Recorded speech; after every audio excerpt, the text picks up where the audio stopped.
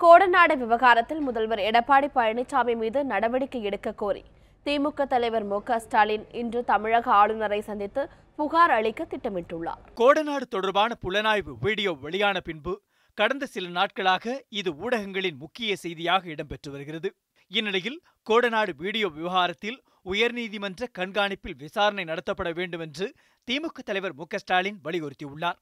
கோடநாடு விவகாரத்தில் குற்றச்சாட்டு நிரூபிக்கப்பட்டால் முதலமைச்சர் எடப்பாடி பழனிசாமி பதவி விலக தயாரா என்றும் ஸ்டாலின் சவால் விடுத்தார்.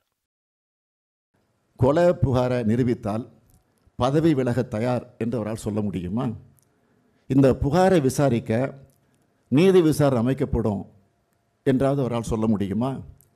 இந்த 5 பேர் மரணம் கொலைதான் என்றும் அதில் எடப்பாடி சம்பந்தப்பட்டுள்ளார் என்றும் பகிங்கரமாக மேத்யூஸ் சொல்லியிருக்கிறார். உடனே சொன்னவர் மீது வழக்கு போடுகிறார் என்றால் ஏன் பயம்? நடந்தது விபத்து தான் என்று முதல்ல நிரூபிக்கட்டும்.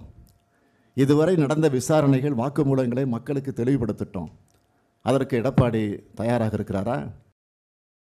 கோடநாடு வீடியோ விவகாரத்தில் தம் மீதான புகார்களுக்கு நேரடியாக பதிலளிக்க எடப்பாடி பழனிசாமி மறுப்பது ஏன் என்று கேள்வி எழுப்பிய ஸ்டாலின் இது தொடர்பாக ஆளுநரிடம் நேரில் புகாரளிக்க திட்டமிட்டுள்ளதாகவும் கூறினார்.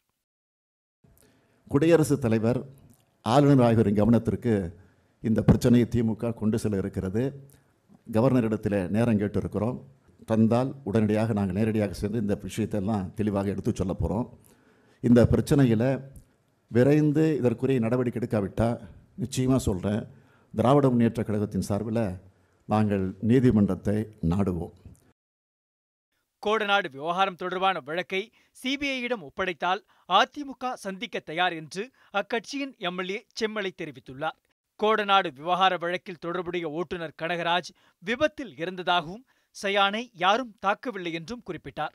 பொங்கல் பரிசு தொகுப்பு பொதுமக்கள் மத்தியில் பெரும் வரவேற்பை பெற்றுள்ளதாக குறிப்பிட்ட அவர் அதனை முறியடிக்கவே திட்டமிட்டு அவதூறு பரப்பப்பட்டு வருவதாகவும் செம்மலை குற்றம் சாட்டினார்.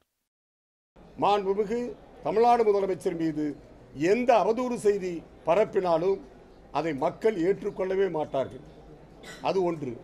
இன்னொன்று, இவர்கள் வழக்கு தொடுத்தாலும் அது கோர்ட்டிலே நாங்கள் சந்திக்கிறதுக்கு தயாராக இருக்கிறோம். மறைந்த முன்னாள் பிரதமர் இந்திரா காந்தி கொலை வழக்கிலும் தமிழக முதல்வரை சம்பந்தப்படுத்தி பேசக்கூடும் என பால்வளத்துறை அமைச்சர் KT ராஜேந்திர பாலாஜி விமர்சித்துள்ளார். கூலிப்படை கூறுவதையெல்லாம் நம்பினால் இந்தியாவில் எந்த தலைவரும் நிம்மதியாக இருக்க முடியாது எனவும் முதல்வர் மீதான குற்றச்சாட்டின் பின்னணி குறித்து விசாரணை நடத்தப்பட்டு வருவதாகவும் அமைச்சர் ராஜேந்திர பாலாஜி தெரிவித்தார். குற்றச்சாட்டு இப்போ யார் மேலேயும் காட்டி சாட்டலாம்.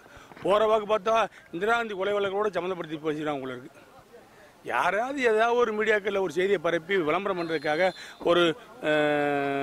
ஒரு வீடியோ எடுத்து குடலாம் காட்டி இதில் ஒரு குற்றச்சாட்டு இருக்குது, கூலிப்படையில் இருக்கிற ஒருத்தர் கொலைக்கேசில் சம்பந்தப்பட்ட கைது செய்யப்பட்டவன் சொல்கிற பேட்டியெல்லாம் எடுத்து அதை ஒளிபரப்பு பண்ணி அதன் மேல் நடவடிக்கை எடுக்கணும்னு பார்த்தா இந்தியாவில் எந்த அரசியல் தலைவரும் நிம்மதியாக இருக்க முடியாது. இன்று மாலை திமுக தலைவர் மு.க.ஸ்டாலினுக்கு ஆளுநர் பன்வாரிலால் புரோஹித் நேரம் ஒதுக்கினால் அவர் அளிக்கும் புகார் மனு மீது ஆளுநர் எத்தகைய நடவடிக்கை எடுப்பார் என்ற எதிர்பார்ப்பு எழுந்துள்ளது. செய்திப்பிரிவு நியூஸ் 7 தமிழ்.